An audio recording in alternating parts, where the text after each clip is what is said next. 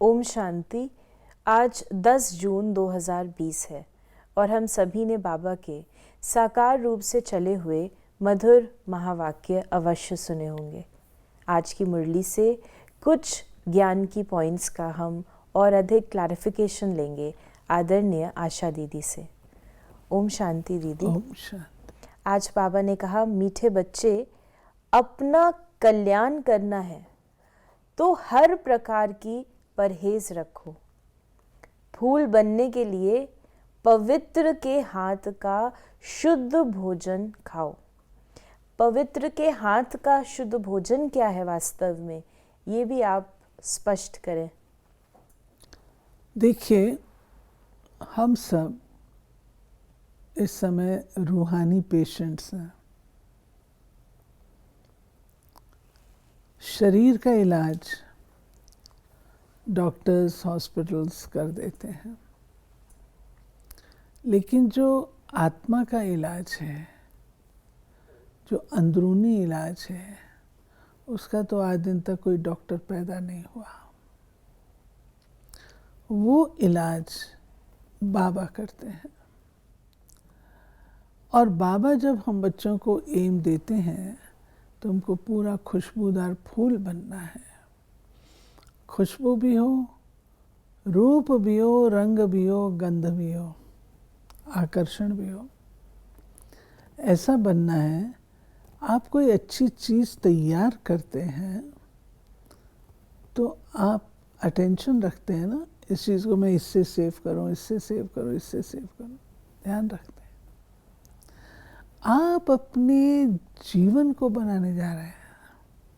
कल्याणकारी, बाबा ने कहा, खुद के प्रति कल्याणकारी रहो। आप अपने जीवन का निर्माण करने जा रहे हैं, तो जीवन के निर्माण में जिन बातों के परहेज की आवश्यकता है वो हमको करनी ही चाहिए।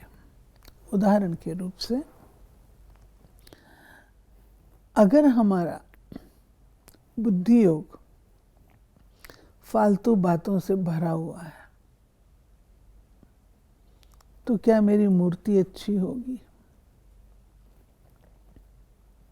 क्या उस मूर्ति से खुशबू आएगी? क्या उस मूर्ति में आकर्षण होगा?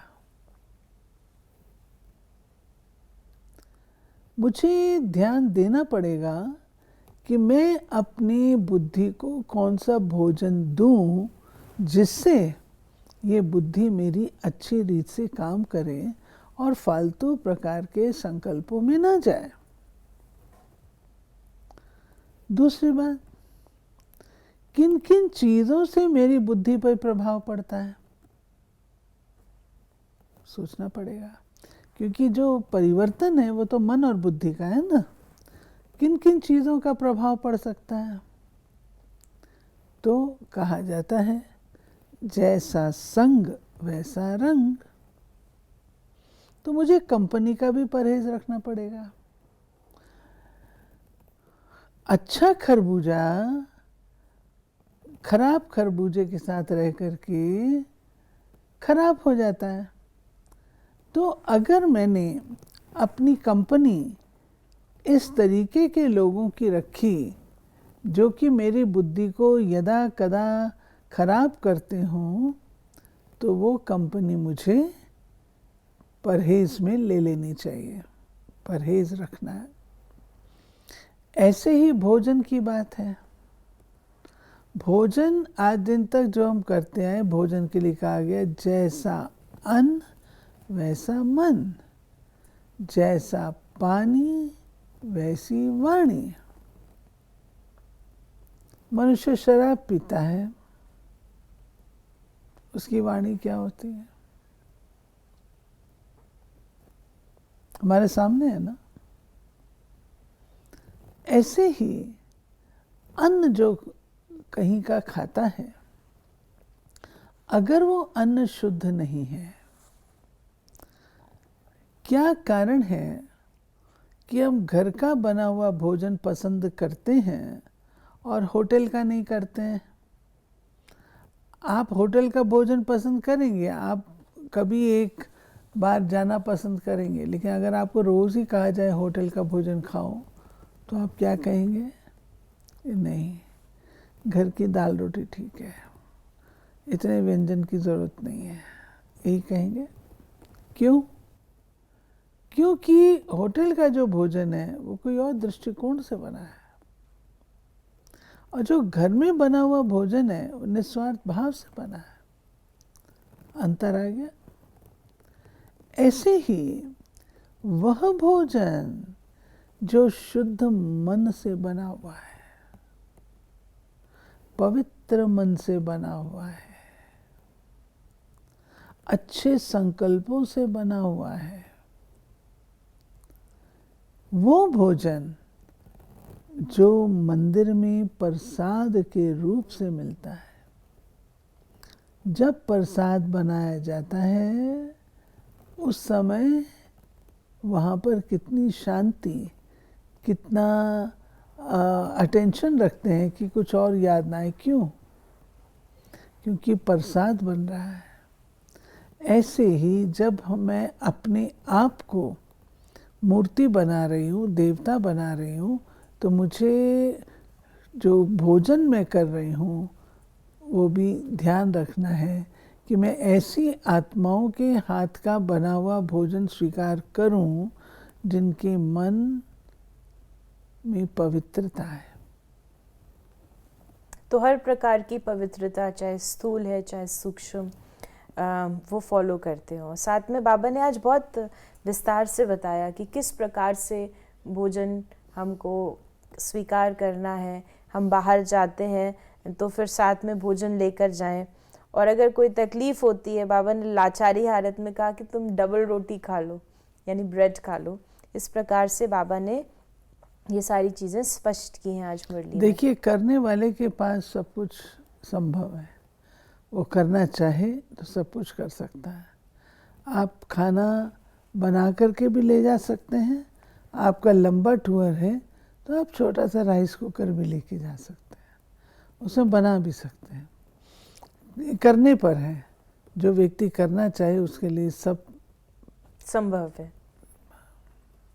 आज का प्रश्न है कि तुम बच्चे अभी यहाँ ही कौन सी प्रैक्टिस करते हो जो 21 जन्म तक रहेगी? सदा तन मन से तंदुरुस्त रहने की प्रैक्टिस तुम यहाँ ही करते हो। तुम्हें दधीची ऋषि मिसल यज्ञ सेवा में हड्डियां भी देनी है, लेकिन हठ योग की बात नहीं है। अपना शरीर कमजोर नहीं करना है। तुम योग से 21 जन्मों के लिए तंदुरुस्त बनते हो, उसकी प्रैक्टिस यहाँ करते हो, यहाँ से करते हो। नहीं, बाबा का कहने का भाव है कि हम लोगों को सेवा भी करनी है, परंतु बाबा कहता है ऐसा नहीं कि दधीची ऋषि के समान हड्डियां देनी है तो अपने शरीर का ध्यान ना रखो। नहीं, बैलेंस से चलो, अपने साथ ज्यादती भी नहीं करो, बैलेंस से चलो। बैलेंस से चलने से सहज होता है। और अगर भोजन मुझे कोई मजबूरी हालत में कहीं करना पड़ता है तो वो भी बाबा ने कहा कि दृष्टि देकर, लेकिन क्या मेरी दृष्टि इतनी पावरफुल है जो उसको बदल देगी? ये सोचने की बात है। बाबा ने जब कहा कि इसमें हठ योग की बात नहीं है, इससे बाबा का क्या अभिप्राय है? हठ योग माना कई ऐसे लोग होते हैं जो खुद खाना बना सकते हैं, बनाएंगे नहीं,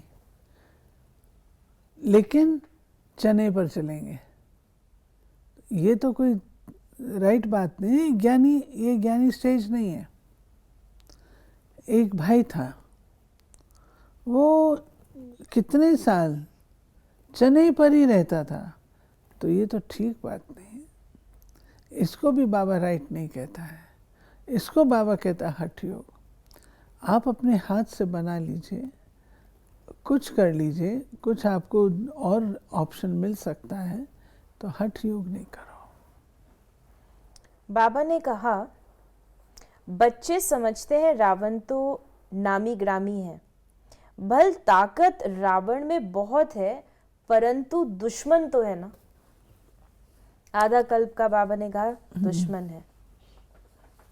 रावण नामी ग्रामी है, माना उसका नामाचार तो बहुत है कि उसने इतना श्री राम की श्री सीता को चुरा लिया। तो वास्तव में है तो कहानी हमारी, जो हम सीताएं हैं वो रावण के चंगुल में आ गई, केवल किस बात से? एक मर्यादा की लकीर लांघने से और गलत व्यक्ति पे रहम करने से। इसीलिए कई बार बाबा कहते हैं कि तुम्हें सुख देना है लेकिन श्रीमत के अनुसार सुख देना है। कई बार हम सुख देते हैं, रहम करते हैं, लेकिन श्रीमत के विरुद्ध होता है तो फिर अपनी मर्यादा को हम तोड़ देते हैं। बाबा ने आज कहा, सेकंड में तुम स्वर्ग की परियां बनते हो ना। इनको इंद्र सभा भी कहते हैं। वो फिर इंद्र समझते हैं बरसात बरसाने वाले को। तो यहाँ पर जब बाबा इंद्र कहते हैं तो इंद्र कौन है? इंद्र का अर्थ है ब्रह्मा। ब्रह्मा का ही दूसरा नाम एक इंद्र है। इंद्र अर्थात जिसने इंद्रियों पर विजय प्राप्त की है। तो यहाँ बाबा कह रहे हैं, और इंद्र को वर्षा का देवता कहते हैं। अब वर्षा ये वाली नहीं, लेकिन ज्ञान वर्षा का देवता है, क्योंकि शिव बाबा ब्रह्मा के द्वारा ज्ञान वर्षा करते हैं। तो ये चीज़ बाबा ने कही है। बाबा ने कहा उस लौकिक और इस ईश्वरीय पढ़ाई का कंपैरिजन देते हुए कि बैरिस्ट्री पढ़ते हैं तो समझते हैं कल हम बैरिस्टर बनेंगे। तुम आज पढ़ते हो, कल शरीर छोड़ राजाई में जाकर जन्म लेंगे। ये इतना क्लियर हम बच्चों को होना चाहिए। इतनी अच्छी हम पढ़ाई यहाँ पर पढ़ें जो यहाँ का वर्तमान और भविष्य हमें दोनों ही स्पष्ट हो। फिर बाबा ने कहा कि नंबरवार बनते हैं, ऐसे तो नहीं सब बादशाह बन जाएं। कोई कहते ईश्वरीय ताकत है तो सबको बादशाह बना दे। बाबा ने कहा फिर प्रजा कहाँ से आएगी? ये समझ की बात है ना। बाबा कहते मैं तो पढ़ाता हूँ, और पढ़ाने में नंबर वाइज तो होते ही हैं। किसी भी स्कूल कॉलेज में सारे बच्चे एक जैसा तो नहीं पढ़ते हैं। तो मैंने तो पढ़ाने का काम किया, लेकिन उसके बाद जो उसकी पढ़ाई की वो है, वो बाबा कहते हैं नंबर वाइज होते हैं। तो नंबर वाइज होते हैं तो नंबर वाइज उनको प्राप्ति भी होती है, वैसे ही उनको पद की प्राप्ति होती है। और सारे तो राजाएं नहीं बन जाएंगे, ज़रूर कोई ना कोई तो प्रजा भी चाहिए, दास दासियां भी चाहिए, पूरी राजधानी चाहिए। और फिर बाबा ने कहा कि यहाँ जो लक्ष्मी नारायण का जो राज्य पद है और यहाँ के जो राजा रानी है, तो यहाँ तो टाइटल्स बाबा कहते हैं मिल जाते हैं। लाख दो देने से राजा रानी का लकब मिल जाता है। फिर चाल भी ऐसी रखनी पड़े, लकब यानी टाइटल। I understand. ये ऐसा होता था कि कई बार राजाएं किसी को टाइटल देते थे, जागीरदार आदि आदि। लेकिन बाबा कहते हैं कि उसके बाद वो प्रथा में थोड़ा सा करप्शन कहें तो टाइटल खरीद भी लेते थे। पहले होता था टाइटल अर्न किए जाते थे, फिर टाइटल को खरीदना कुछ पैसे दे करके। तो लेकिन उसकी खरीद आप लेंगे, लेकिन अगर आपके पास वैसी रॉयल्टी नहीं होगी तो देखने में तो आएगी ना। मान लो मैं अपने आप को जगत गुरु का टाइटल ले लेती हूँ, पंडित का टाइटल ले लेती हूँ, लेकिन मेरे में उतना ज्ञान भी तो चाहिए ना, वो नहीं है। तो बाबा का कहने का रहस्य है, टाइटल के अनुकूल हमारी चाल चलन भी चाहिए। जैसे सत्यु के विश्व महाराजा ने, तो उनका चाल चलन, बिहेवियर, व्यवहार सब उस अनुकूल होगा। तो वो चीज़ बाबा बता रहे हैं। आज बाबा ने कहा धारणा के ऊपर, देवी गुणों की धारणा, और जो अभी हमने पहले भी डिस्कस किया खान पान के लिए, बाबा ने कहा कोई कहते हैं बाबा बीड़ी नहीं छूटती है। बाबा कहेंगे अच्छा बहुत पियो। बाबा कहेगा और क्या कहूँ। बाबा ने कहा पूछते हो तो क्या कहेंगे? परहेज में नहीं चलने से गिरोगे। खुद अपनी समझ होनी चाहिए ना। देखिए, अगर मेरे को डॉक्टर कह दे कि अगर आप बीड़ी पिएंगी तो इसी सेकंड मर जाएंगी, तो मैं हाथ लगाऊंगी उसको? नहीं लगाऊंगी। चाहे तड़फन होगी, हाथ नहीं लगाऊंगी।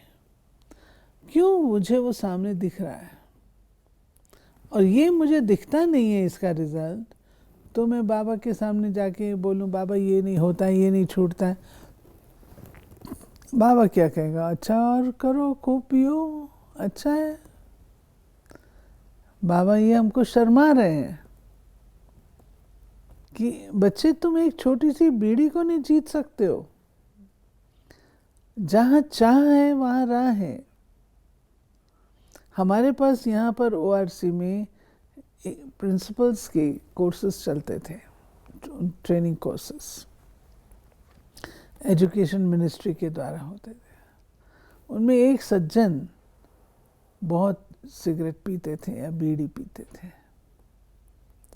और फर्स्ट डे हमारे यहाँ तो नियम है कि नहीं पी सकते हैं।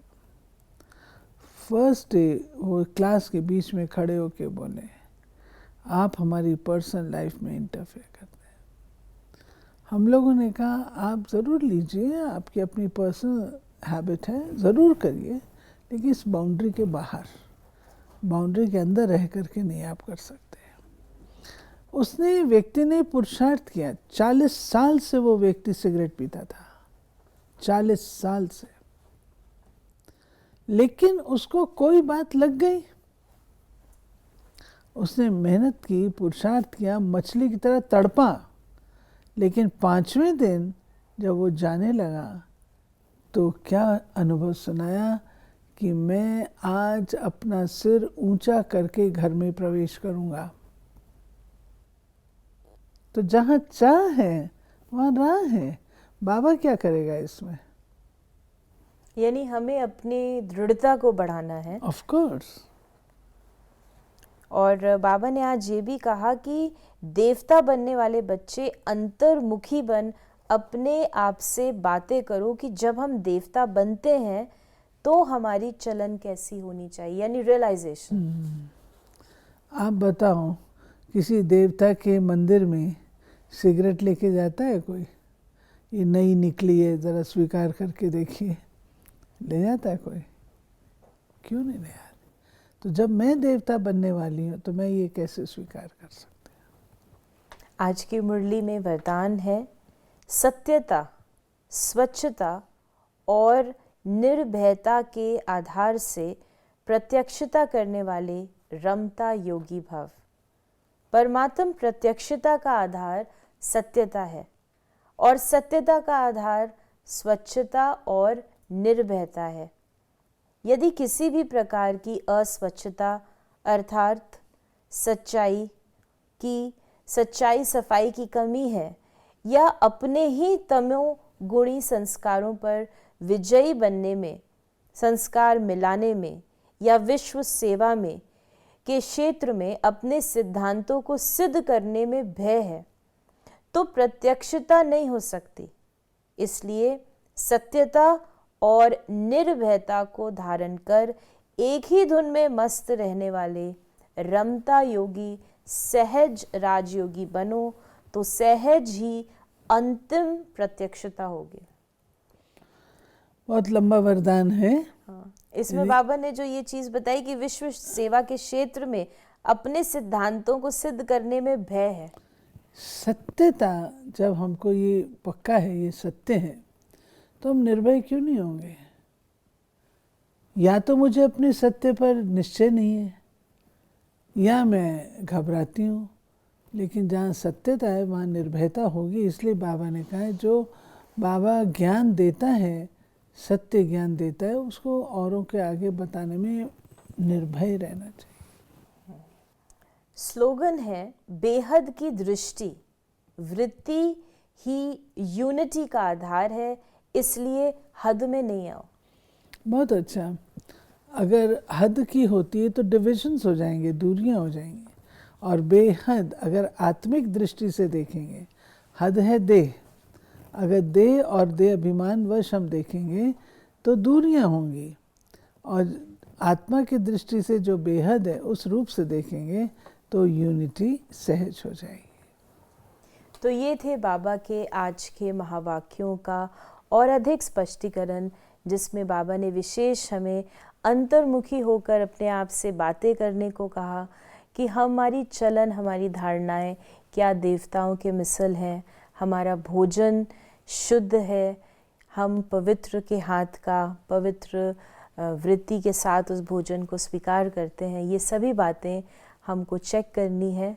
और यदि आपके मन में भी इस मुरली से संबंधित कोई प्रश्न है तो आप अपने प्रश्न को हम तक अवश्य पहुंचाएं। ओम शांति।